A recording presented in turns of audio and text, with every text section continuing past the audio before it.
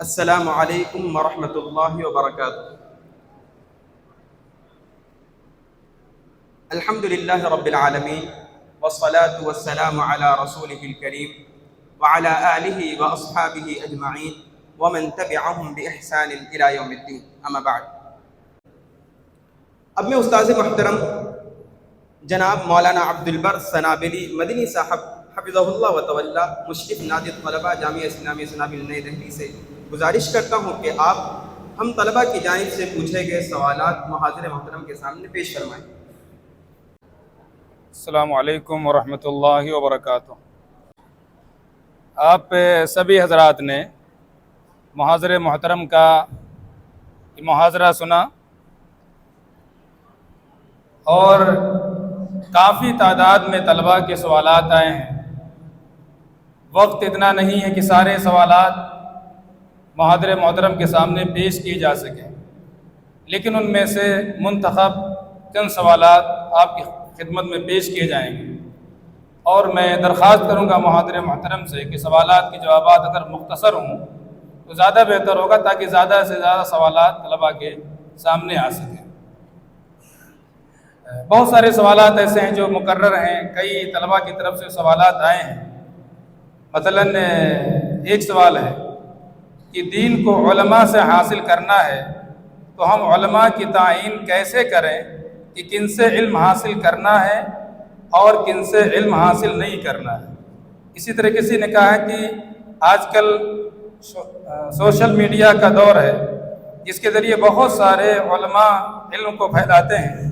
سوال یہ ہے کہ ایک ان پڑھ شخص کیسے پتہ کرے کس عالم سے وہ علم کی بات سن رہا ہے وہ صحیح ہے، کیسے صحیح علم تک پہنچا جائے؟ بسم اللہ الرحمن الرحیم۔ بڑا اہم سوال ہے، اور یہ سوال ایسا ہے جو ہر مجلس میں کیا جاتا ہے۔ پہلی بنیاد تو یہ ہے کہ علماء کون سے ہیں، یعنی علماء کی صفت کیا ہے جس کی بنیاد پر ہم یہ فیصلہ کریں کہ اس عالم دین سے علم لیا جا سکتا ہے۔ دوسری بات یہ ہے کہ سوشل میڈیا پر ہم علم سیکھتے ہیں یا تقریریں اور محاضرات سنتے ہیں، تو وہاں پر ہم فیصلہ کیسے کریں کہ کس کو سننا ہے کس کو نہیں سننا ہے۔ ان دونوں کے دونوں سوالات کا ایک جواب میں صرف آپ کے سامنے دوں گا۔ وہ جواب یہ ہے، میں تفصیل میں جائے بغیر صرف اتنی سی بات کہوں گا کہ سہولت پسندی کو چھوڑ دیجئے، آپ کے سوال کا جواب آپ کو مل جائے گا۔ کوئی بھی ایسا علاقہ نہیں ہے، کوئی بھی ایسا شہر نہیں ہے، کوئی بھی ایسا خطہ نہیں ہے جہاں پر کبار علماء، بڑے علماء یا قرآن و سنت کو سمجھنے والے علماء موجود نہ ہوں۔ عالم دین کی موجودگی کے باوجود کون سے اسباب ہیں کہ آپ سوشل میڈیا ہی سے علم کو حاصل کرنا چاہتے ہیں؟ یہ ایک بہت بنیادی سوال ہے۔ علم حاصل کرنے کے لیے بنیادی طور سے علماء کی مجلس اس کا بنیادی ذریعہ ہے۔ سوشل میڈیا یا مسافت کے ذریعے سے علم حاصل کرنا یہ ثانوی حیثیت رکھتے ہیں۔ ثانوی طور سے اس کی کہیں نہ کہیں ضرورت ہو سکتی ہے، لیکن کوئی ایسا علاقہ نہیں ہے جہاں مدارس اسلامیہ نہ ہوں، بڑے علماء نہ ہوں۔ لیکن حقیقت یہ ہے کہ ہم اپنے علماء سے، اپنے علاقے کے علماء سے عموماً بدظنی پال کر کے چلتے ہیں، ان کے قریب نہیں جانا چاہتے، ان سے علم حاصل نہیں کرنا چاہتے۔ تو ایک مسئلہ تو یہ ہے کہ سوشل میڈیا ہو یا آمنے سامنے بیٹھ کر کے علم حاصل کرنا ہو، ان علماء کا انتخاب کریں جن علماء نے منہج سلف کی بنیاد پر بڑے علماء کے متون کا اہتمام آپ کے دروس کے لیے کر رکھا۔ اگرچہ علماء کی صفت بیان کرتے ہوئے علماء نے بہت سارے نقاط ذکر کیے ہیں، لیکن اس تفصیل میں اگر میں جاؤں گا تو بات لمبی ہو جائے گی۔ بنیاد کیا ہے کہ قرآن و سنت کو منہج سلف کے مطابق پیش کرنے والے علماء جو کبار علماء سے حصول علم کرتے ہیں اور متون علمیہ سے یا امہات کتب سے علم حاصل کرنے کا ہنر رکھتے ہیں اور اس کے متون کو آپ کے سامنے پیش کرنے کا ہنر رکھتے ہیں، ان علماء سے جڑ کر کے آپ علم حاصل کریں۔ اس میں آپ کے سامنے بہت سارے چیزیں ذکر کر دی گئی ہیں دوران محاضرہ کہ عالم دین متقی ہو، پرہیزگار ہو، متون علمیہ سے واقف ہو، قرآن و سنت اور منہج سلف کا اہتمام کرنے والا ہو، یہ شرائط میں سمجھتا ہوں کہ کافی ہیں، اس کا اہتمام کر لیں گے تو آپ انشاءاللہ راہ ہدایت کو پالیں گے۔ ایک سوال یہ ہے کہ طلبہ کو کبھی تنبیہ کی جاتی ہے کہ دینی تعلیم حاصل کرنے کے بعد آپ دنیاوی تعلیم کی طرف نہ جاؤ، بلکہ آپ صرف دین کی تعلیم پر اکتفا کریں۔ اس کا بنیادی نتیجہ یہ ہوتا ہے کہ طلبہ اپنے مستقبل کے بارے میں سوچنے سے ڈرتے ہیں اور اپنے آپ کو بے مقصد سمجھ لیتے ہیں۔ اسی سے ملتا ہوا ایک سوال دوسرا بھی ہے کہ کیا دور حاضر میں دینی تعلیم سے زیادہ عصری علوم حاصل کرنا زیادہ ضروری سمجھا جائے، کیونکہ مسلمانوں کی ایک بڑی تعداد مرتد ہو رہی ہے؟ تو اس تعلق سے آپ کی کیا ہدایت ہے طلبہ؟ دیکھیے، جو علم حاصل کرنا ہمارے اوپر واجب ہے، وہ علم وہی ہے جو رب کائنات کو پہچاننے کا شعور عطا کر دے۔ جو علم ہمارے اوپر واجب ہے وہ علم وہی ہے جو ہم کو یہ بتا سکے کہ توحید کیا ہے، سنت کیا ہے۔ یہ بنیاد ہے۔ اگر ایک طالب علم جو مدرسے میں یا مدارس اسلامیہ میں پڑھتا ہے اور اس کی رغبت عصری علوم کی طرف دینی علوم سے زیادہ ہے، تو میں یہاں پر یہی کہوں گا کہ اس کو یا تو نیت درست کر لینی چاہیے یا یہ میدان چھوڑ دینا چاہیے۔ عصری علوم اور شرعی علوم میں ہمارے ذہنوں میں جو ہوا ہے وہ ہوا یہ ہے کہ عصری علوم جاننے والا ایک طالب علم فراٹے دار انگریزی بول لیتا ہے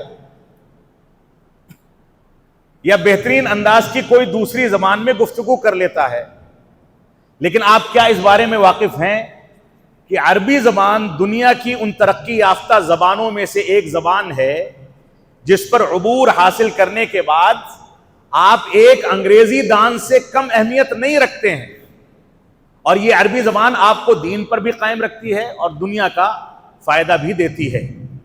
تو بنیادی طور سے جو طلبہ یہاں پر شرعی علوم کے حصول کے لیے آئے ہیں، ان کو دنیا کا سامنا کرنے کے لیے ادارے نے عصری علوم کی جتنی کتابیں آپ کے سامنے رکھ دی ہیں ان میں مکمل دسترس حاصل کرنی چاہیے، لیکن بنیاد آپ کی جو ہے وہ علم شریعت ہونی چاہیے۔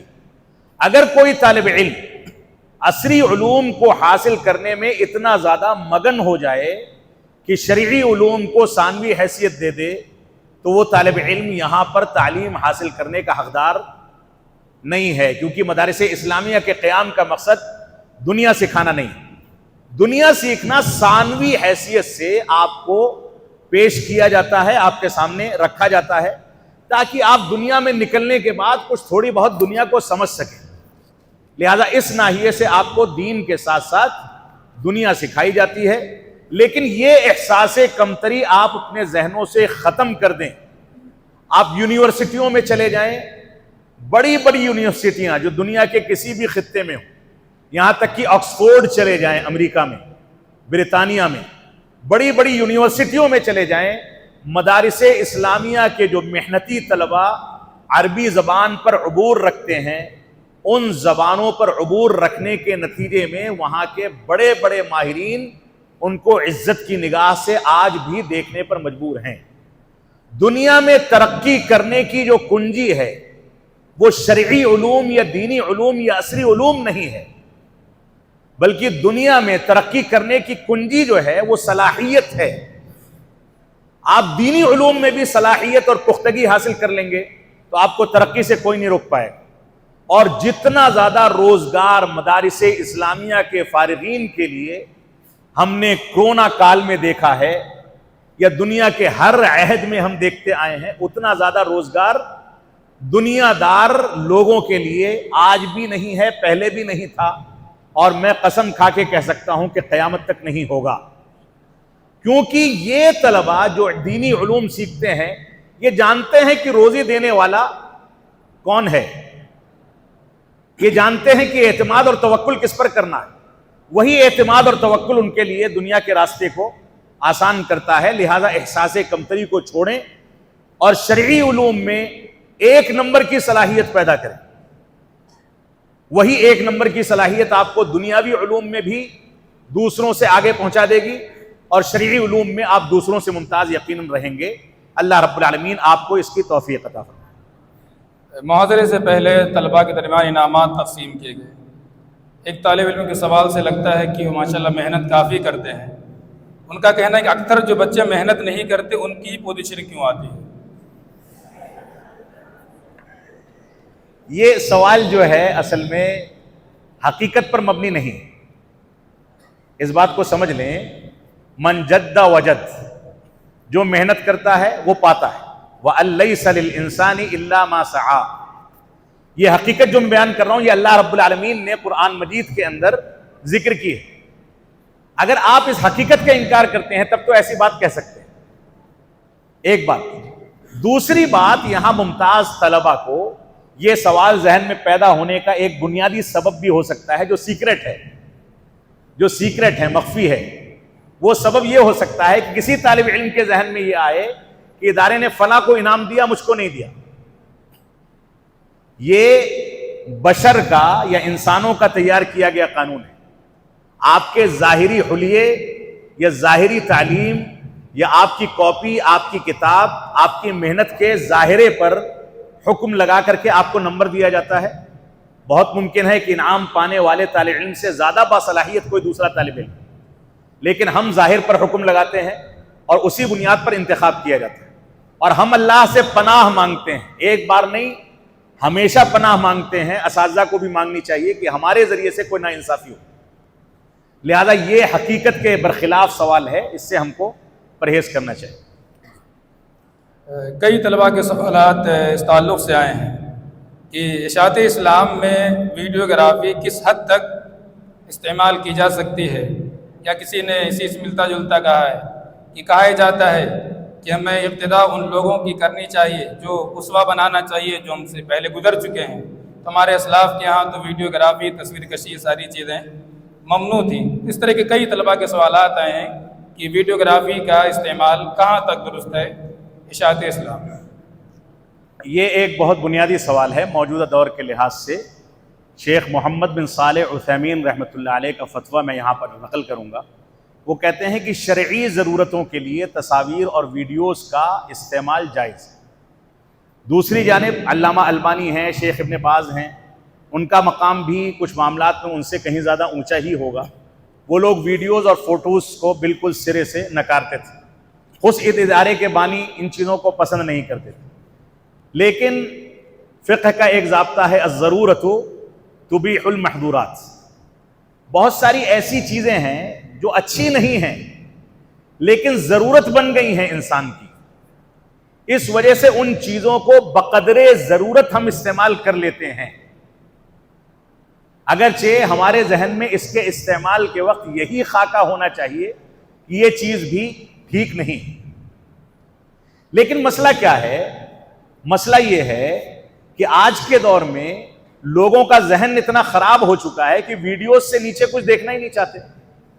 اب آپ اپنی باتوں کو ان تک پہنچانا چاہیں اور وہ غلط افکار کے لوگ جو ہم سے زیادہ ماڈرن طریقے سے ایڈیٹنگ کرتے ہیں، اچھے کیمرے استعمال کرتے ہیں، وہ دنیا کے سامنے چمک دمک کے ساتھ لاکھوں روپے برباد کر کے ویڈیوز بنا کر کے پیش کرتے ہیں، تو ان کی غلط فکر کی باتیں لوگ سنیں گے اور ہماری اچھی فکر کی باتیں لوگ نظر انداز کر دیں گے. اس ضرورت کے تحت ہم یہ سمجھتے ہیں کہ بقدر ضرورت اس کا استعمال کیا جائے. بقدر ضرورت استعمال ہی کے نتیجے میں اس بات کا اہتمام کیا جاتا ہے کہ موبائل فون سے اوپر نہ جائیں، یا بوقت ضرورت کبھی کبھار کیمرے کا استعمال کر لیا جائے، کوئی مجبوری ہو. کبھی کبھار سیکورٹی کا مسئلہ ہوتا ہے، کبھی کبھار کچھ پروگرام ایسے ہوتے ہیں جس میں مطالبہ کیا جاتا ہے کہ آپ کو فوٹوگرافی کرنی ہے، وہاں پر مجبوری ہوتی ہے.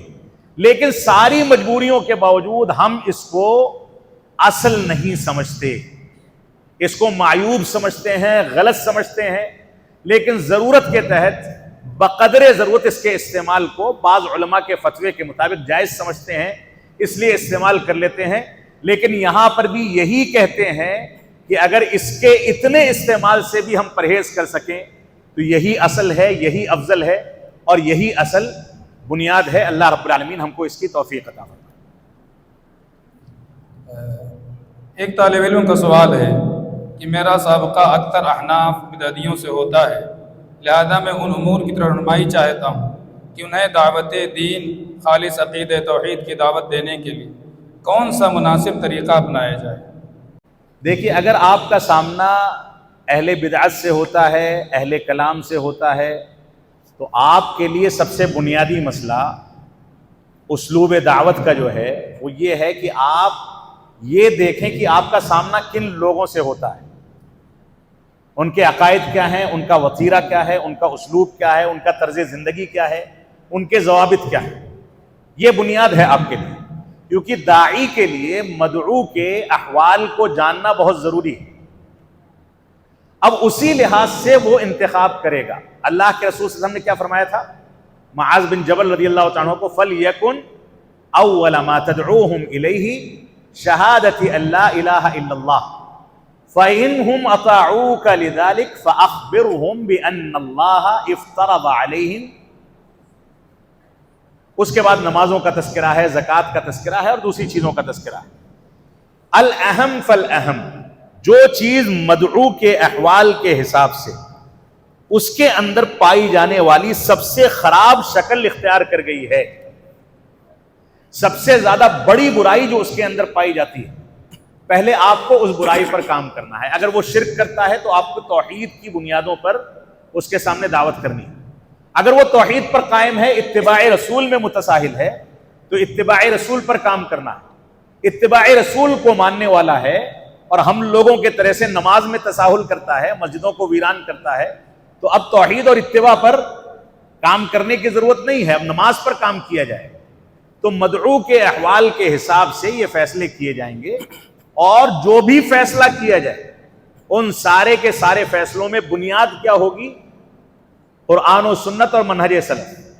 منہج سلف کو آپ کیسے سمجھیں گے؟ اس کے اصول و ضوابط کے ذریعے. یہ اللہ رب العالمین کا فضل ہے کہ ذمہ داران نے اس سال سے اہل سنت والجماعت کے مناہج کا اضافہ آپ کے نصاب تعلیم میں کیا ہے، تاکہ آپ اس کا شعور پیدا کر سکیں. لہذا منہج سلف یہ سب سے زیادہ بنیادی حیثیت رکھنے والا مادہ اور سب سے زیادہ بنیادی حیثیت رکھنے والی بنیاد ہے. اس کو جتنا زیادہ آپ سمجھیں گے، آپ اس میدان میں اتنا کامیاب ہوں گے انشاءاللہ. کسی طالب علم کا سوال ہے کہ اہل حدیث علماء کے لیے سب سے بڑا چیلنج وہ لوگ ہوتے ہیں جو قرآن و حدیث کے ذریعے نصوص کو عوام کے سامنے رکھتے ہوئے انہیں کوئی غلط مسئلہ بتا دیتے ہیں. ظاہر ہے کہ عوام صرف آپ کے قول سے اپنے اس عالم کو تو نہیں چھوڑ دیں گے، اور اگر آپ نصوص بیان کریں تو باطل تعویلات کے ذریعے ان کے علماء ان کو دوبارہ اپنی جانب مائل کر لیتے ہیں. پھر اس کا حل کیا ہو؟ دیکھیے، علامہ ابن القیم رحمۃ اللہ علیہ کا ایک قول ہے منحرف افراد کے بارے میں. یہاں پر یہ سوال جو ہے تقریباً اسی سے ملتا جلتا ہے. ان سے سوال کیا گیا کہ منحرف لوگ کون ہیں، تو انہوں نے کہا کہ منحرف لوگ وہ ہیں الذین یقولون بالکتاب والسنہ، جو قرآن و سنت کی بات کرتے ہیں لیکن منہج سلف کی بات نہیں کرتے. منہج سلف کی بات نہیں کرتے. یہ موجودہ دور کا سب سے بڑا چیلنج ہے علماء کے لیے کہ موجودہ دور میں جو متعاملین ہیں، غیر علماء واعظین ہیں، وہ قرآنی آیتوں کو اور حدیثوں کو من وعن آیتوں کے نمبروں اور حدیثوں کے نمبروں کے ساتھ بیان کر دیتے ہیں. لوگ متاثر ہو جاتے ہیں اور اس کے بعد علماء کو کنارے کر دیا جاتا ہے. کہتے ہیں علماء اتنی دلائل پر بات نہیں کرتے. بھائی صحابہ کرام کا وتیرہ کیا تھا؟ صحابہ کرام کا وتیرہ غالباً مسند احمد کی روایت ہے، کہتے ہیں کہ اللہ کے نبی صلی اللہ علیہ وسلم سے 10 آیتیں سیکھتے تھے، اس پر عمل کرتے تھے، اس کے معانی کو سمجھتے تھے، اس کو زندگی میں نافذ کرتے تھے، اس کے بعد اگلی 10 آیتوں کی جانب جاتے تھے. اور آپ کو دوران محاضرہ بتایا گیا کہ آپ کے ہاں تدریج ہونی چاہیے. یہ ایک بیگ ہضم کر کے بدہضمی پیدا کرنے والی چیز آج کل متعاملین کے ذریعے ہمارے اندر شوق پیدا کر رہی ہے. تو قرآن و حدیث کے ظاہری مفہوم کو بیان کرنے والے سلفی منہج کے حامل نہیں ہوتے، ظاہری منہج کے حامل ہوتے ہیں. ان کو ظاہریہ کہا جاتا ہے، یا وہ اپنے غلط فہم کے نتیجے میں جس اہل کلام کے جس مکتب فکر سے مل جائیں وہ اس کے ہو جاتے ہیں۔ تو بنیادی طور سے یہاں پر ہماری یہ ذمہ داری ہے کہ ہم سننے میں، کسی کو فالو کرنے میں، کسی سے علم حاصل کرنے میں سب سے پہلے ان شرائط کو سامنے رکھیں جو شرائط علماء نے ذکر کیے ہیں، اور فتنوں کے سلسلے میں ہماری جو ذمہ داریاں ہیں، جو موضوع کا بحث کا موضوع رہ گیا، اس میں ایک بنیادی ضابطہ ہے منہج سلف کا، جس کو صالح آل الشیخ حفظہ اللہ نے ذکر کیا ہے اپنی کتاب میں موقف المسلم فی الفتن میں۔ اس میں ذکر کیا ہے کہ ہر اچھی لگنے والی بات ضروری نہیں ہے کہ اچھی ہو، بلکہ اس کو شریعت اسلامیہ کے میزان پر تولنا ضروری ہے۔ تو یہ جو ظاہری مفہوم بیان کر کے یا آیتوں کا نمبر بیان کر کے یا باتیں بیان کر کے لوگوں کو لبھا لیتے ہیں، یہ در حقیقت ان سے لبھ جانے والے لوگ وہی ہوتے ہیں جو بنیادی طور پر منہج سلف سے واقف نہیں ہوتے، اور جو واقف نہیں ہوگا وَلَا تَتَّبِعُ السُّبُلَ، اس کی مخالفت کر کے وہ شیطانی راستوں کو اختیار کرے۔ لہٰذا ایسے لوگوں کو علماء سے جڑنا چاہیے، علماء کے دروس اور محاضرات کو اٹینڈ کرنا چاہیے، اس میں بیٹھنا چاہیے، ان سے سوال و جواب کرنے چاہیے، تب ان کے ہاں شعور پیدا ہو۔ میں بہت سارے نوجوانوں کو جانتا ہوں جو 4 سال 5 سال پہلے تک ان لوگوں کو فالو کرتے تھے، لاکھ سمجھانے کے باوجود وہ راہ راست پر نہیں آئے۔ نتیجہ کیا ہوا؟ متون علمیہ کے دروس شروع کیے گئے جوگا بائی کی مسجد میں، یہاں پر ان میں سے چند نوجوان آنے لگے، انہوں نے چند نوجوانوں کو مزید جوڑا، جب ان کو متون علمیہ کی لذت مل گئی تو انہوں نے سب کو چھوڑ دیا۔ آج وہ ہمارے نمائندے بن کر کے معاشرے میں کام کر رہے ہیں۔ تو ان کو بنیادی طور سے اصل بنیادوں سے منہج سلف سے جوڑنے کا مسئلہ یہ ہمارے طلبہ کا ہے۔ ہمارے طلبہ یہ شکوہ کریں کہ ان کا علاج کیسے کیا جائے، جبکہ وہ ذمہ دار ہیں علاج کرنے کے، تو یہ تو بزدلی والی بات ہوگی، یہ تساہل والی بات ہوگی۔ لہذا ہمارے طلبہ کو اس میدان میں ڈٹ کر کے معاشرے کا مقابلہ کرنا ہے اور لوگوں کو لا کر کے علماء سے جوڑنا ہے تاکہ لوگ صحیح شعور پیدا کر سکیں۔ کئی طلباء کے سوالات آئے ہیں، میں چاہتا ہوں مختصر وضاحت اس کی ہو جائے کہ کیا عالم دین بننے کے لیے مدارس اسلامیہ سے سند لینا ضروری ہے، یا قول رسول صلی اللہ علیہ وسلم بلغوا عنی ولو آیا، اگر کوئی کسی عالم سے پوچھ لے اور اس کو دوسروں تک پہنچا دے تو اس میں کیا خرابی ہے؟ بلغوا عنی ولو آیا کا مفہوم غلط طریقے سے پیش کیا جاتا ہے۔ یہ حدیث رسول بذات خود اس بات کی دلیل ہے کہ علم حاصل کرنے کے بعد ہی پہنچایا جائے۔ اللہ کے رسول صلی اللہ علیہ وسلم نے فرمایا بلغوا عنی ولو آیا، مجھ سے ایک آیت بھی سیکھو تو دوسروں تک پہنچا دو۔ یہ آیت کیسے سیکھیں گے؟ وارثین انبیاء سے سیکھیں گے۔ یہ آیت کیسے سیکھیں گے؟ کتب حدیث سے سیکھیں گے۔ یہ آیت کیسے سیکھیں گے؟ امہات کتب سے سیکھیں گے، اور ان کتابوں سے سیکھنے کے لیے علماء کی ضرورت پڑے گی۔ تو بلغوا عنی ولو آیا کا مفہوم غلط طریقے سے پیش کر دیا گیا ہے، ایک بات۔ دوسری بات، جو غیر علماء بلغوا عنی ولو آیا کے مفہوم کے عموم کو پیش کر کے منبر و محراب تک پہنچ جاتے ہیں، مسند افتاء تک پہنچ جاتے ہیں، وہ بھینکر غلطی کر رہے ہیں۔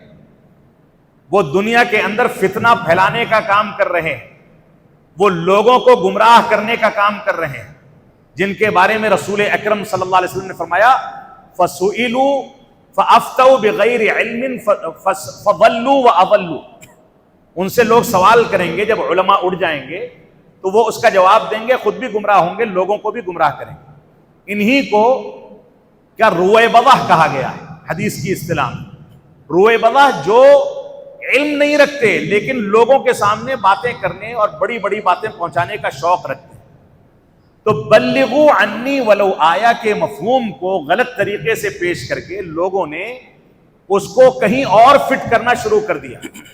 یہ یقینی بات ہے کہ ایک عالم دین سے کوئی بات سن کر کے، یقین کی حد تک سمجھ کر کے ایک عام آدمی بھی اپنی استطاعت بھر اس بات کو من وعن کسی اور تک پہنچانے کا حقدار ہے، لیکن کسی عالم سے کوئی ایک بات سیکھ لے، منہج سلف کے ضوابط نہ جانے، عربی زبان سے واقفیت نہ ہو اور شرعی علوم کے اصول و ضوابط سے واقف نہ ہو، معقول اور منقول سے واقف نہ ہو، اور ایسے ہی فقہ و فتوے کے ضوابط سے واقف نہ ہو، اور اس نے متون علمیہ پر کوئی نظر نہ رکھی ہو، عربی زبان کی گہرائی سے واقف نہ ہو، اس کے باوجود وہ علماء سے بات سیکھتا ہے اور 2 اینٹ کا مدرسہ بنا کر کے یا مسجد بنا کر کے وہ علامہ بن جائے، تو اس بات کی گنجائش موجود نہیں ہے۔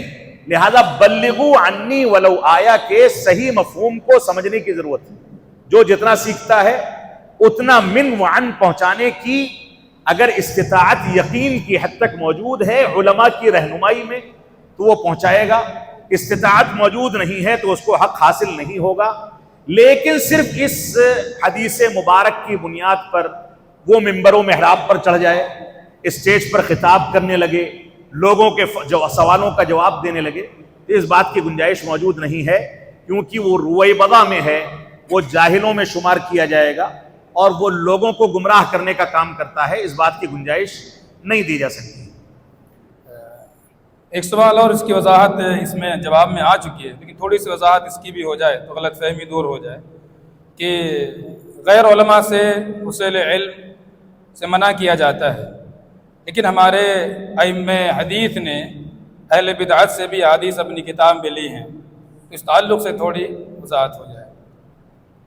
دیکھیے علماء حدیث نے اس کا جواب تو جو حدیث کا مادہ پڑھاتے ہیں وہی لوگ دیں گے، لیکن اس کے پہلے کے سوال میں ایک نقطہ اور رہ گیا، وہ یہ ہے کہ کیا عالم دین وہی ہے جو مدارس اسلامیہ سے فراغت حاصل کرتا ہے یا اس کے علاوہ بھی کوئی عالم ہو سکتا ہے؟ اور یہ سوال بھی اسی کا ایک جز ہے۔ تو عالم دین ضروری نہیں کہ وہ ہو جو مدارس سے فراغت حاصل کر لیتا ہے۔ مدارس سے فراغت حاصل کرنے والا جو مدارس کے علوم اور مدارس میں پڑھائے جانے والے شرعی علوم کا حق ادا کرتا ہے وہ یقیناً نکلنے کے بعد عالم دین ہے، لیکن جو مذکرات پر اعتماد کر کے صرف پاس ہو گیا نکل گیا ضروری نہیں کہ وہ عالم کہلائے۔ ایک ذریعہ بنیادی طور سے آج کے درس نظامی میں یہ ہے کہ انسان مدرسے میں پڑھے اور عالم بن کر کے نکلے، تو مدرسے میں پڑھنے والا عالم بنتا ہے غالب گمان کے تحت، اور ایک وہ شخص ہوتا ہے جو علماء کے علمی دروس میں حاضری دے کر کے علم حاصل کرتا ہے، اور علماء اس کے بارے میں اس بات کا تزکیہ یا تصدیق کر دیتے ہیں کہ اس نے اتنا علم حاصل کر لیا ہے کہ اب لوگوں کے لیے مسند درس سجا سکتا ہے۔ ایک طریقہ یہ بھی ہے، بہت سارے علماء ہیں جن کے اوپر یہ اعتراض ہے کہ انہوں نے کسی مدرسے سے فراغت حاصل نہیں کی، جن میں علامہ البانی رحمۃ اللہ علیہ بھی ہے، جبکہ حقیقت یہ ہے کہ بڑے علماء کی صحبت میں بیٹھ کر کے ان لوگوں نے علم حاصل کیا ہے۔ تو یہ 2 ذریعے ہیں، ان دونوں ذرائع میں ضروری نہیں کہ فراغت حاصل کرنے والا عالم ہو جائے، لیکن ان دونوں ذرائع میں جو شخص اس کا حق ادا کرتا ہے وہ یقیناً عالم ہوگا۔ ایک بات۔ دوسرا سوال جو آیا ہے، جو اس سوال کے اندر کیا گیا، اہل بدعت سے علم حاصل کرنے سے روکا گیا، یہ منہج سلف کا بنیادی ضابطہ ہے کہ اہل بدعت سے علم نہیں لیا جائے گا، لیکن بعض علماء نے اہل بدعت سے روایتیں کی ہیں، وہاں پر بدعت کی نوعیت دیکھیے، بدعت کی اور ان کے علم کی نوعیت دیکھیے۔ عام طور سے جن روات سے محدثین نے حدیثیں روایت کی ہیں ان کے یہاں کچھ علمی مسائل میں معمولی قسم کی ایسی بدعات یا ایسا انحراف تھا جو انحراف ان کو بدعات مکفرہ تک نہیں پہنچاتا ہے یا بڑی خرابیوں تک نہیں پہنچاتا، ان کی خوبیاں ان کی خامیوں پر غالب ہیں۔ معمولی مسائل میں انہوں نے اہل علم سے کچھ تھوڑے موڑے اختلافات کیے ہیں جس کی بنیاد پر آپ یہ سمجھتے ہیں کہ وہ اہل بدعت میں شمار ہو رہے ہیں۔ معمولی بدعات ہیں، ان معمولی بدعات کی بنیاد پر کلی طور سے ان سے اجتناب نہیں کیا جائے گا، لیکن ایک عام آدمی کو ایسے افراد سے استفادہ کرنے سے روکا جائے گا جو عام آدمی بدعت اور سنت کے درمیان فرق نہ کر سکے۔ جن علماء نے ایسے علماء سے علم لیا ہے، اس کو آگے بڑھایا ہے، وہ علماء ان کے بالمقابل زیادہ شعور رکھتے تھے کہ کیا لینا ہے کیا نہیں لینا ہے، اور وہ یہ بھی جانتے تھے کہ ان کی بدعت کون سی نوعیت کی ہے، لہذا اس نوعیت کے لحاظ سے انہوں نے یہ فیصلے کیے ہیں۔ یہ ماضی میں اسلاف امت میں بہت معمولی واقعات اس طرح کے پائے جاتے ہیں جو معمولی قسم کی بدعات سے متعلق ہیں، بدعات مکفرہ سے متعلق یقیناً نہیں ہے۔ میں سمجھتا ہوں کہ جواب واضح ہو گیا۔ بس اس پر ایک اضافہ کر دوں گا میں ذرا سا، وہ یہ ہے کہ کسی ایسے شخص سے جو سچا ہو، جھوٹ کبھی نہ بولتا ہو، اس سے حدیث کا ایک نص لینا اور چیز ہے، اور کسی شخص سے جس کے یہاں بدعت پائی جاتی ہو اس کے منہج کو لینا، اس سے اس کی بدعت کو حاصل کرنا، یہ دوسری چیز ہے۔ لہذا ان دونوں میں بھی آپ حضرات فرق رکھیں گے کہ صرف حدیث لے لینا اور چیز ہے، ان سے حدیث لی لیکن ان کا منہج، ان کی شیعیت، ان کا قدری ہونا، قطعی طور پر ان سے یہ چیزیں ہمارے علماء نے نہیں لی ہیں۔ تو ذرا سے میں نے اپنی طرف سے ایک اضافہ کر دیا۔ بالکل وقت کافی گزر چکا ہے، سوالات سلسلہ بند کرتے، لیکن دو چھوٹے چھوٹے سوالات، ایک آپ کی ذات سے متعلق ہے، اگر آپ چاہیں تو جواب دے دیں گے اس کا۔ کسی نے کہا کہ کہا جاتا ہے ہر مرد کی کامیابی کے پیچھے ایک عورت کا ہاتھ ہوتا ہے، آپ کی کامیابی کا راز کیا ہے؟ دیکھیے، سب سے پہلی بات تو میں اس سوال کو تسلیم ہی نہیں کرتا ہوں، میں اس سوال کو تسلیم ہی نہیں کرتا ہوں کہ میں کامیاب ہوں، کیونکہ میں جانتا ہوں کہ میرے یہاں کتنی کوتاہیاں ہیں اور میرے ذریعے سے کتنے کام ہو سکتے تھے اب تک نہیں ہو سکے۔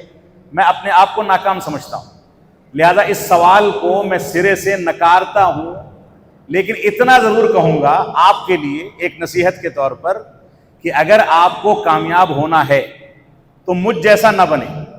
آپ کو کامیاب ہونا ہے تو آپ اسلاف امت کے کبار علماء کو دیکھیں، آپ شیخین کو دیکھیں، صحابہ اکرام کو دیکھیں۔ آپ کو کامیاب ہونا ہے تو آپ اپنی ماں کی دعائیں لیں، اپنے باپ کی شفقت کو لیں۔ آپ کو کامیاب ہونا ہے تو آپ دین کی بنیادوں پر قائم رہیں۔ تو آپ کا سوال غلط ہے، لیکن یہ نصیحت آپ کے لیے یقیناً کارگر ہوگی انشاءاللہ۔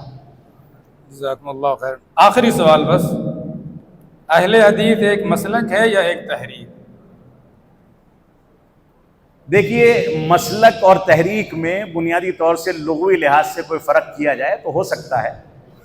تحریک جو ہے وہ بعض لوگوں نے اس پر اعتراض بھی کیا ہے کہ یہ تحریک نہیں ہو سکتی، لیکن خلاصہ یہ ہے کہ اہل حدیث در حقیقت وہ فہم اور شعور ہے جو فہم اور شعور رسول اکرم صلی اللہ علیہ وسلم کی صحبت میں رہ کر کے صحابہ اکرام نے قرآن و سنت سے متعلق حاصل کیا تھا کہ کون سی آیت کو کس طریقے سے سمجھنا ہے، کون سی حدیث کو کہاں رکھنا ہے، کس طریقے کی زندگی گزارنی ہے۔ یہی در حقیقت مسلک اہل حدیث ہے۔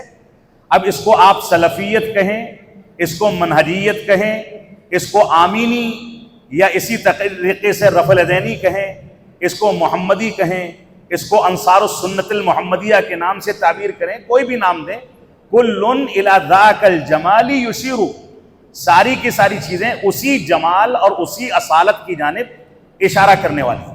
تو یہاں پر تحریک جو ہے اس ناحیے سے کہ یہ مسلک ہمیشہ قرآن و سنت اور منہج سلف کی جانب ابھارتا رہتا ہے، اس ناحیے سے یہ تحریک ہے۔